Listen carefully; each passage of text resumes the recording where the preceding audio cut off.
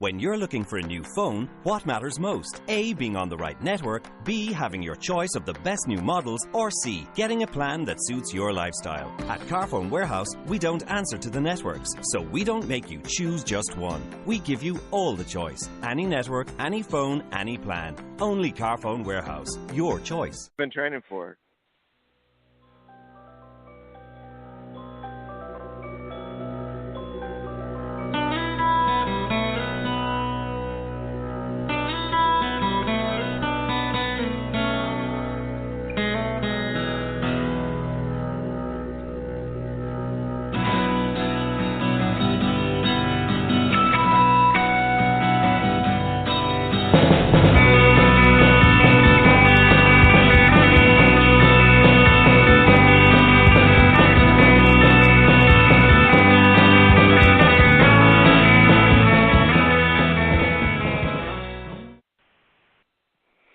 Good evening, everyone, and welcome to Take Two Radio. I'm Pam, your host. Joining me as my co-host tonight is David, and we're not going to do a lot of chit-chat today because our guests don't have a lot of time to speak with us, so we're going to get right down to it. And so far, joining us is the award-winning actor Roger Howarth. And we're waiting for Michael Easton to call in. But in the meantime, we'll speak with Roger. How you doing? I'm doing great, Pam. How are you? I'm doing wonderful. Thank you so much for taking the time to call us. You know how busy you are. My pleasure. Yeah, I'm super busy. I'm actually on my bicycle right now. That's how busy I am. I'm having a very leisurely day. Yeah. Do you bike to work, or do you? I have just done. Going out? Yeah, sure. Yeah. Yeah. You must be in great shape. It's never let me down. Yeah. I don't know about that. Sometimes you pull the bicycle over and you go to the bar, so it kind of equals out. Oh.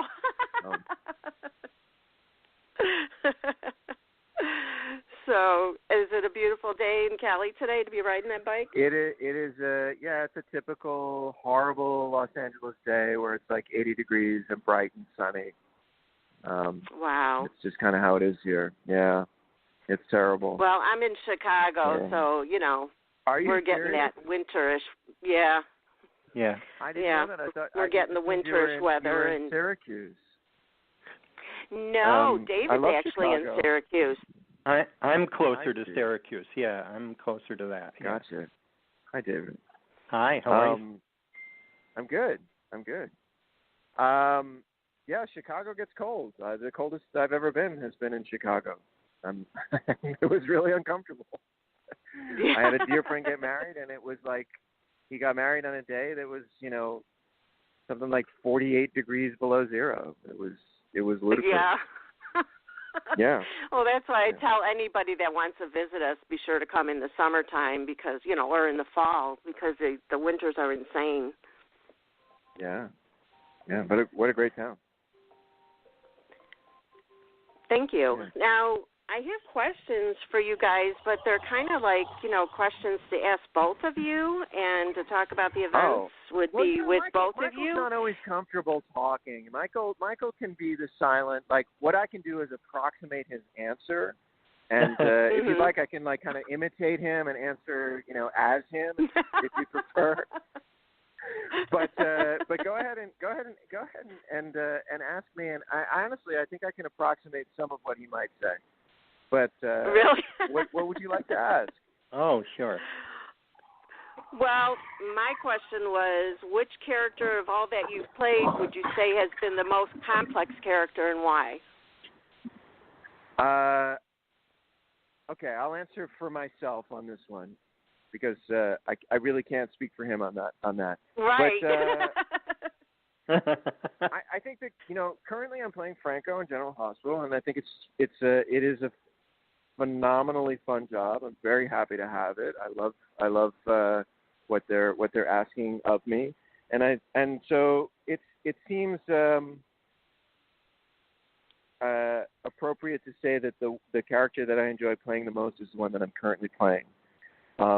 And I do think that Franco is kind of complex and is asked to do a lot of kind of, I feel challenged. I feel like they ask a lot of me in different kind of compartments, and he's in a lot of different kind of stylistically, like he can kind of be in different plays. There's kind of this romantic lead in one relationship, and then he has a relationship with his father, and his mother is this kind of wacky relationship that I think has been really fun to explore with Robin Mattson, who plays Heather. And then there's an 8-year-old kid who's phenomenal, this kid Jake, who Franco is different with Jake than he is with anybody else. And he's I think like as people, we kind of relate to different people differently. I certainly talk to my grandmother very differently than I talk to other people, and you kind of try these other, as people, we inhabit different people when we deal with different people. And Franco, thankfully, is dealing with a lot of different people. So I feel very fortunate and well taken care of by the writers. And Todd was a fun part too. I'm not going to lie. I've been really lucky. I've had a lot of great material to kind of try and get out of over the last couple, 20 some odd years. It's actually it's you never know what to expect out of Franco, so it makes it kind of a new story. Every time you watch him. I thank you for saying that. I like hearing that. I think I enjoy playing the character whose responsibility it is to surprise the audience. I think it would be really boring to be play a character that is, kind of the same every day. That would be tough. I agree, and usually those characters don't last very long. I don't know. There's a certain predictability to, you have to. There are some roots to all of our characters. You have to assume that, Sonny would do anything for Carly, and that, Vicky's going to do the right thing in Landview, and then there is right. Like, there are through lines, kind of right. that That's the audience true. kind of grows to expect. But yeah, right. Yeah, that's so true. But there's just something about Franco that you just have to watch all the time. And it was just like that for me with Todd, on One Life to Live. And that's so nice of you to say. Thank you. Yeah, it is. You're very welcome. It's really nice very of you. welcome. Thank you. And welcome. Roger, you gave the character of Paul Ryan a big jolt where he needed it too. I wasn't familiar with the context of that character before I was hired to play that character, so I can't speak to what the jolt might or might not have been, but it was a fun job also. Those are nice people I worked with. Yeah. Seems like a long time ago. David had a question for you, so we'll go ahead and let him ask you that. And David, you can't say combined 50 years because Michael's not here. So okay. All right, Michael. Well, he is somewhere. I mean, I'm assuming that he's alive. Let's. Okay. I can converse. Let's see. This year, you celebrated 25 years in daytime. Yes, I did. I should have more money. Yeah. We agree on that part. And so, what has been the most important lesson you've learned from working in daytime television? Well, that's a great question. Thank you. If I had to distill it to one, I mean, obviously I've learned a lot in my working life. And I've learned a lot about people and about acting and about a lot of. I really enjoy what I do, and I'm glad that it feeds the parts of me that are curious and that I can explore different things. If I had to answer like definitively, say on a radio show, like what the one thing might be, it's peculiar, but it aligns with the life lessons that I've learned just being on the planet for, several decades now, that there is this kind of thing that people talk about just kind of enjoying where you are, that I really kind of can put into the it aligns with my job. That the lesson is to enjoy the moment that you're in as an actor, to explore it, to get the most out of the day, not keep your eye on where the story is going to head, or try and torque it or change it, or concern yourself with it. To be truthful in the moment as an actor, in that one moment, is the thing that works the most. When you start to kind of make yourself nuts about what might be ahead, or worry, anxiously about what has happened previously, you're going to kind of get into trouble. And I think that's kind of a life lesson. Like, it sounds very kind of bumper sticker and self-helpy, but, we kind of got to enjoy where we're at. And I'm not going to say, I've also worked on 2 shows that have been canceled. And so I'm grateful. Like, I have a cool job, and I like going to work. And so, this kind of, I'm not going to say live in the moment, because I would throw up after I said it, but that's kind of, but that is kind of it. You kind of appreciate the moments that you just kind of show up. And I think that the actors that I enjoy working with, and that, I think always do well. And there's a consistency that's required to be in daytime television, because it's a lot of shows. I think some of the nighttime shows do 10 shows a year, 10 hours of television, and we're doing 200 and something. It's a lot. Exactly. It's a lot of volume. And so I think to be able to do it well, I think you have to be able to just kind of be flexible and kind of stay in the scene while you're shooting the scene, and try and figure it out, and space and time, and what's the story, and that's that should be a life lesson. Like, we should be able to be that adaptable in our in our non-working lives. So yeah, that's I couldn't agree more, and I think you learn that more when you get older too. Oh, for sure. And I was guilty of all of the things that young people are guilty of. I made mistakes as an actor. As a young actor, every actor makes mistakes, and some of them are, I'm just talking about how to not be good in a scene or be good in a show. I mean, there's some stuff that I'm glad is not in reruns. There is something kind of great about daytime TV in that it's kind of like a play. Like, you see it, and then it evaporates, and then you move on. There isn't that kind of it's always moving forward. Yeah, I don't know if that's an answer to your question. I'm just kind of, at this point, I feel responsible to be really, really interesting, because Michael didn't show up. So. Well, I think that Michael did not evaporate. Michael's on the phone with us now. I can't apologize more. I just stopped being interesting. Well, all of a sudden I started getting a massive amount of phone calls saying that you were impersonating me on the radio. I have a Roger police, and it came out, and I apologize. For some reason, I had done the PST instead of the EST, and was going to call you guys at 7:30, but that might have been a little awkward, right? Waking people up and stuff. Yeah. Considering I only have 2 hours allowed on my show, so yeah. Well, Roger said he wanted to stay for the Michael, whole 2 hours. Michael, I took care of it all. I did he? Oh, good. It's just like on General Hospital. You took care of it all for me. I did. We're pretty well set. We did a good job. Oh, okay. All right, well, let's go back to drinking beer then. Yeah. I'll join you. No drinking and biking, Roger, though. Oh, yeah, it's a beautiful day. We may or may not have stopped for a beer. That's okay. Yeah. Everybody's entitled. So, Michael, you missed the questions. Yes. So if you wouldn't mind, I'd like to ask my question. Which character of all that you've played would you say has been the most complex character, and why?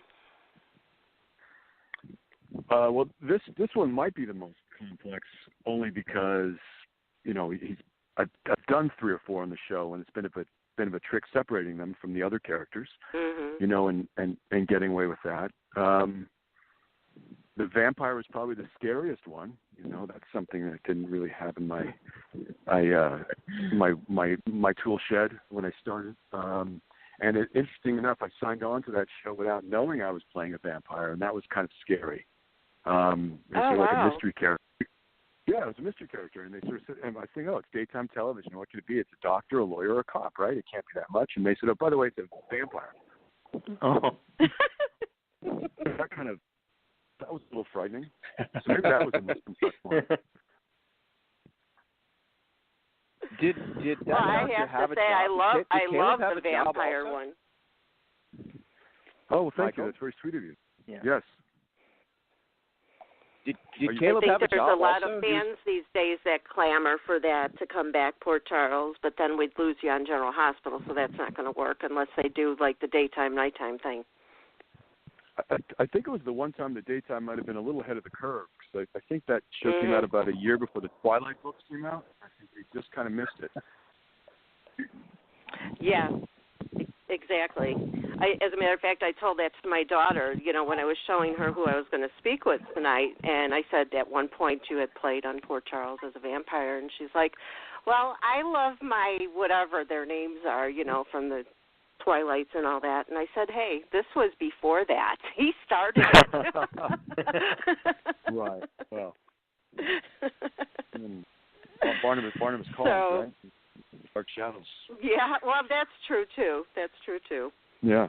And that was same a great show. Mhm. Yeah, it was a great show. I think that's the go-to when things are going downhill. You bring in the vampire. Right. Shake it up. Yeah, there you go. Now, David, you had a question too. Yes. Michael, you've had about just over 25 years experience working in daytime. So what has been the most important lesson you've learned from working in daytime television? First of all, I don't have to call her to Syracuse to get insulted like that. 25 years in daytime. There you go. I can get that. I can get that. I can go on my wife that way. What's the best lesson? What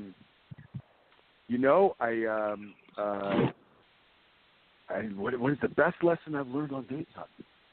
Be on time is good. Be sober is another good one. Those are all good lessons that I try to follow. Those are both great.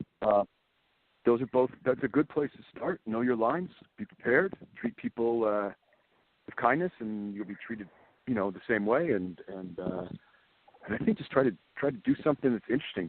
Try not to be boring. I think that's the hard part. Sometimes you fall into this thing where it just gets kind of boring, and I think the audience is looking for something every day. And even though you're doing it a lot, I think you need to try to come in every day with new fire in your belly and try to bring something to the party. But none of that was as important as being on time and being sober. Right. Right. That's the priorities. That works, because then you won't be working if you don't do it. So. No, it's good. No, I mean it's been a great run. I mean it's changed a lot. I did it a little bit I did it a long time ago in the 90s, and I went away for 10 or 12 years and didn't do it. When I came back, the whole thing had changed. The pace had changed, and you really had to. It's a bit like live without a net, It's a bit like doing the circus without any net. They just kind of throw you out there and you do it. And these young kids are doing a great job with it, because I could never have kept up the way they do it now. We used to have long days and rehearse and all this other stuff. Now you kind of get just thrown into the fire, and you've got to jump in and you got to do it. It does go very quickly now. Yeah. Yeah. We used to come in the old days. They would dry block and camera block and rehearse. You start shooting about 3:30, and you get done about 8. And now it's like they come in and start shooting at 8:30. I mean, you wake up knowing the lines. You just wake up coming in ready to work. It's good. That's great. Well, it's the best way to learn, I would imagine, especially if you move on from soaps. You're going to feel very spoiled once you get somewhere else. Yeah. Oh, that would be such true. a luxury to go to a job and you're responsible for 3/8 of a page. That's your day. That would be fantastic. It'd be really fun. Well, guys, I know we don't have a lot of time with you, so let's talk about your upcoming events. Talk to us about, let's start with, the events by Wendy when you're going to be in Syracuse on November 17th. What's that going to be like? Talk to the fans that have never been to one. I met Wendy last year, and Yep. I thought she was amazing and super sweet, and she's involved with a lot of really she does a lot for the community, and I just liked her. And it's a great event because there's a lot of it's an intimate setting. There's a lot of communication, and I like getting to know the people that I got to know when I was there last year. And so Michael and I talked about it this year, and I'm looking forward to it. It's a sweet little place to kind of get to know some people. It's not a huge venue. It's nice. It's really nice. But it's big, and Michael, this will be your first time going, right? It will be my first time going. I'm really looking forward to it.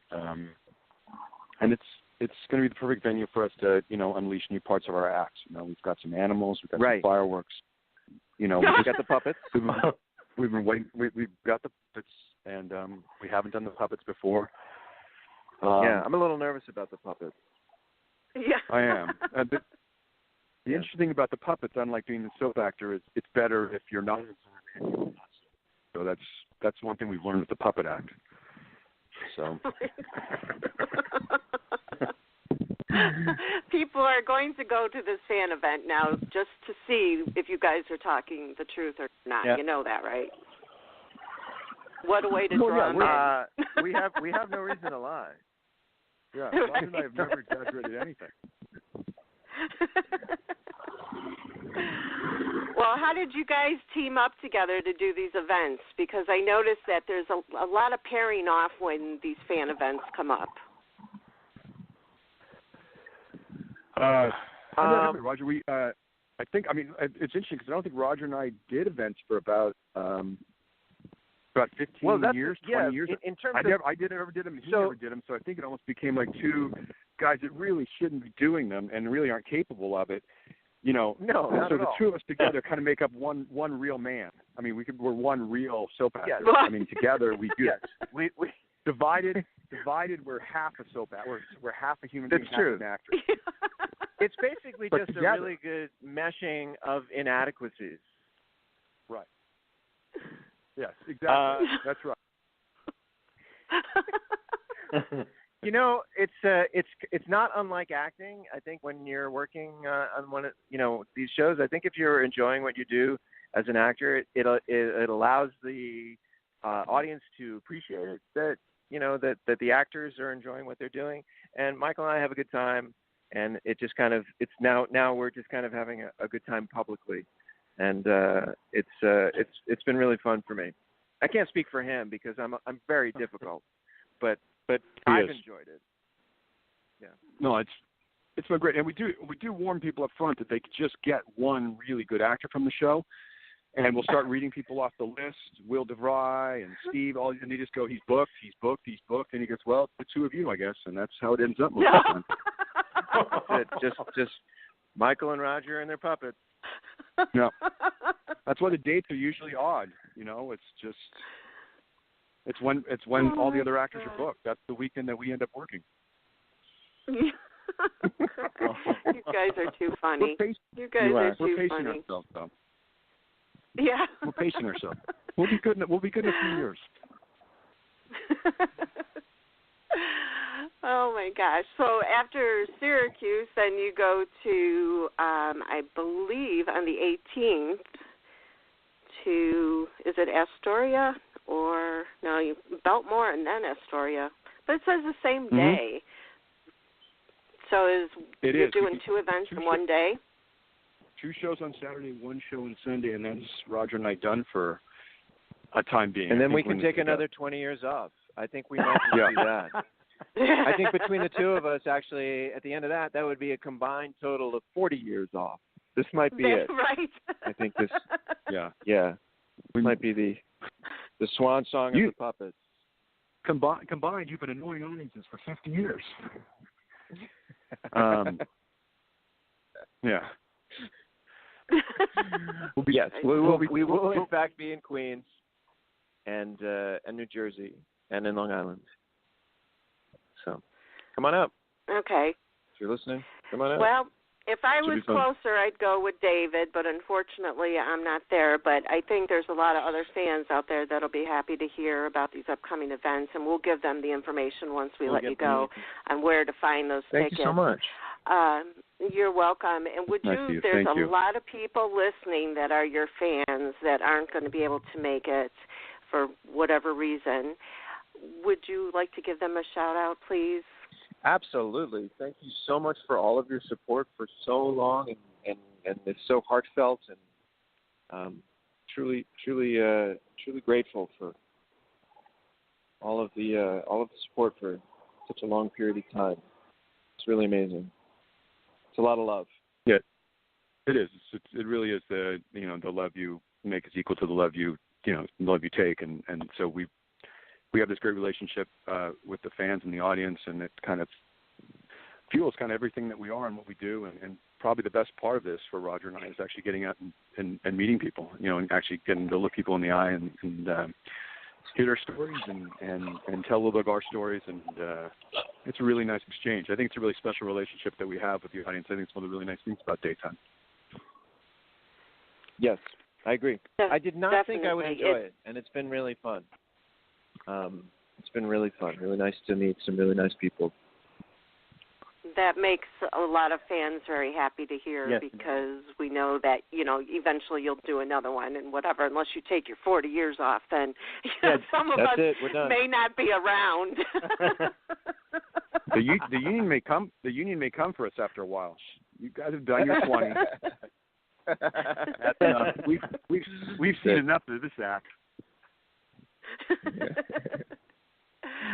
All right, guys, I know that we didn't have you long, so I don't want to keep you any longer, but thank you again from my heart for calling in and taking the time to talk with us, and we'd love to have you back again someday. Anytime. That was really sweet of you. Much. Thank you so much. Thank you. You're welcome. Enjoy the rest of your night and your beer. Thank you. All right. Everybody have a great night. Cheers. So long. Bye. Bye-bye.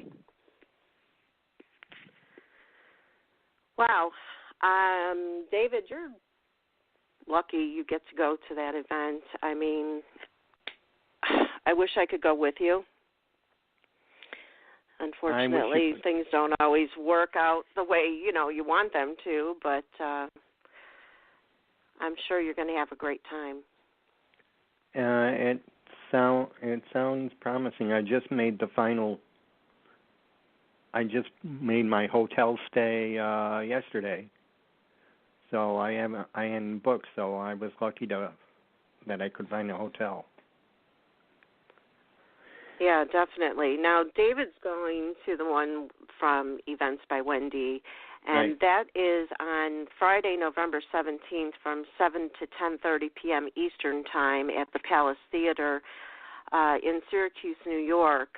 And the description for it, just so it'll give you a better idea compared to Roger and Michael's description, it says, join us Friday evening, November 17th, with two of Daytime's most talented actors, Roger-Howarth and Michael Easton. Roger is known, we know what he's known for, and that the event at the Palace Theater in Syracuse, New York will start with a VIP party beginning at 7 p.m. There are a limited number of tickets for this special hour, which will include autographs and pictures as you enjoy this intimate gathering with our celebrities. The VIP ticket also includes admission to the main event, and after a short intermission, the main event and general admission portion of the show will begin at 8:30 p.m. Listen to Roger and Michael as they share some behind-the-scenes stories and answer questions from the audience. There will be a photo opportunity at the conclusion for the general admission ticket holders. VIP ticket includes pictures, autographs, and admission to the main event. General admission ticket includes main event Q&A and photo opportunity at conclusion of the show. So you can go to either take2radio.com and under the More tab, look for Events by Wendy, and there's a button on there to click to go on to Eventbrite where the tickets are for sale. And the ticket prices range from $85 to $130. So I'm assuming the general admission ones are $85 and the VIP are $130, which is a good price considering. Look who you're getting, Roger and Michael. Come on, hello, and pictures and autographs and all that good stuff. Oh my God, I wish I could be there. And you can do that, or you can just go to eventbrite.com and, type in their names. I've tweeted it out. There's all different places you can find it. I'll tweet it out again after the show so that way you guys can find it at Take Two Radio. And then, again, the next day, Saturday, November 18th, through Coastal Entertainment, they'll be in, is that Belmore or Belmore? I think it's Belmore. Belmore, New York, and then Astoria, New York. Belmore, they're at the Brokerage Entertainment Club. 1:30 show, 3 p.m. VIP tickets. And looks like their tickets are $60 plus tax for the show only, $105 plus tax for VIP. And Astoria is a private dinner. Private dinner with Michael and Roger.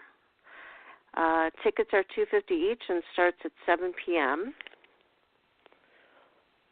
And then they said they had one on Sunday. Let's see. Sunday, Pleasant Beach, Point Pleasant Beach, New Jersey. And that's at Uncle Vinny's. Showtime, 10 a.m. with photo ops, autographs. Tickets, $120. Then I think that was it, right? Or did he say they had one after that too, right? Friday, Saturday, and then there was Sunday. Okay. Yeah, that is Sunday at Uncle Vinny's. Anyway, you can find all the information at coastalentertainment.com. Click on events, and you'll see not only Roger and Michael's schedules and where they'll be at and the cost and everything and how to get tickets, but there's also a lot of other General Hospital faves on there. Just looking now that there's Sunday, February 11, 2018, there's GH Fantasy in Orlando, Florida. And I know one of the followers had asked about Michael and Roger doing something in Florida, but I'm not sure if he's involved in that. Either one of them are involved in that. But if you're like me, you pretty much love everybody on General Hospital and would love to go to all of these events. So just check it out. I know, I saw something with Michael in October. I think it was Texas. Yeah, I think there is Fort Worth, Easton, or Fort Worth. So. Well, to all our listeners, go to coastalentertainment.com events and check it out. All the information is there. Jackie Zeman and Ken Schreiner, William DeVry. Who is he with? William DeVry. I just saw him. I'll find it in a minute. Jason Thompson and Gina Tagnoni. Steve Burton and Bradford Anderson. I saw William somewhere. Oh, William looks like he's by himself. And then there's the ones that, a whole bunch of them get together. So I'll tweet that out, and I'll tweet out for Roger and Michael in Syracuse, New York. And again, I want to thank Roger and Michael both for calling in. It means the world to us. We're huge soap fans, and we want them around for a long time, and we're major fans of both of you guys. And I want to thank the people that helped make this happen, because without you, I might still be waiting to speak with them. So, thanks, anyway, we'll let... Which one? Thank Wendy. We'll let you all go for now, and we hope that a lot of you can make it out to the events. And anybody that makes it to the events, we do have a fan page on Take Two Radio. Send us in a little write-up about, how your time was at the event, and also, send in some photos and share them with other fans that didn't get to, attend any of the events. So now I think I can breathe. 1, 2. It's over. It's over. Until next time, follow Take Two Radio on Twitter and like our Facebook page. Go to our website, take2radio.com. This is all with the number 2, by the way, for upcoming guests and shows and such.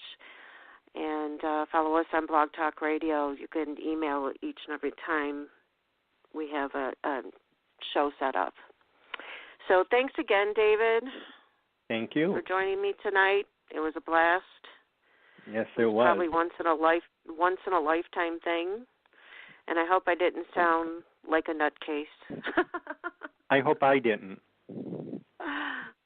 No, not at all.